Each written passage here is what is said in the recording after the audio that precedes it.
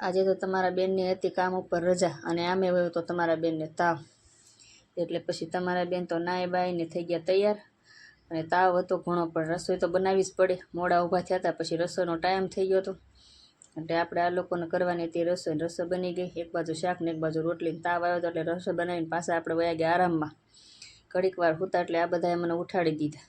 એ કે જમવા બેહવું છે મમ્મી, હાલ નહીં કે. પછી અમે ઊભા થઈને જમવાનું લીધું. લઈને જો કુકર ખોલ્યું ને તો મસ્ત રસાવાળું બટેકાનું શાક હતું. આ શાક તમને બધાને ભાવે ને તો જરૂરથી ખાવા આવજો અને કમેન્ટમાં જરૂર કહેજો કે કેવું છે એમ. પછી રસાવાળું શાક ને એની હારે બનાવી હતી આપણે ઘઉંની રોટલી.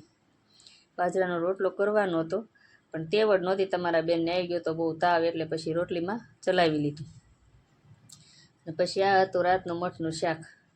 પછી તમારા બેનને પીવાની હતી દવા, એટલે દવા જોઈને તમારા બેનને તો હડકવા હાલી જાય, પણ શું કરવું, પીવી જ પડે. અને પછી તો આ બાટલમાંથી લેવાની હતી 2 ઢાંકણા દવા અને પાણીમાં નાખવાની તે ગ્લાસમાં, પણ કડવું તે તમને એમ થાય આ હા. તોય પછી તમારા બેનને પીવાનું હતું એટલે પીવું તો પડે જ તે, નહીંતર તાવ ન જાય. તાવ હતો અને હાથ પગમાં દુખાવો હતો, એટલે આકાક વિચિત્ર દવા મને આપી હતી ડૉક્ટરે. પણ તોય પછી મેં કીધું હાલો આપણે પીવી તો પડશે જ તે, એટલે નાખી દીધા 2 ઢાંકણા ભરીને ગ્લાસમાં પાણીની અંદર. અને પછી આ બાપા મિક્સ કર્યું એટલે તમે જોવ કડવું. પછી આ કરતા હતા કસરત, એટલે મેં કીધું શું કરો છો તમે? તે કે કસરત. તમે કસરતમાં જ રહેજો કીધું. કે હવે સાની માની બેહીને મને કે એ થોડાક થઈ ગયા ગુસ્સે.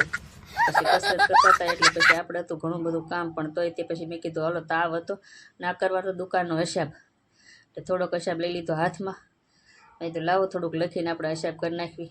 ત્યાં તો છોકરા ગયા હતા આમ બજારમાં લેવા વસ્તુ, એટલે વસ્તુ લઈને આવવાના હતા. ત્યાં તો એ ઘડીક વાર મેં હિસાબ કર્યો ને ત્યાં તો છોકરાએ આવી ગયા મારા. આવીને બહારથી અવાજ કર્યો, મમ્મી આ લઈ જા તારું બધું. પણ મેં કીધું હું પહેલાં કપડાં વાળી લઉં કીધું. એટલે હું વાળતી હતી કપડાં અને છોકરા મૂકીને વયા ગયા કોથળો મારો ભાગનો બહાર.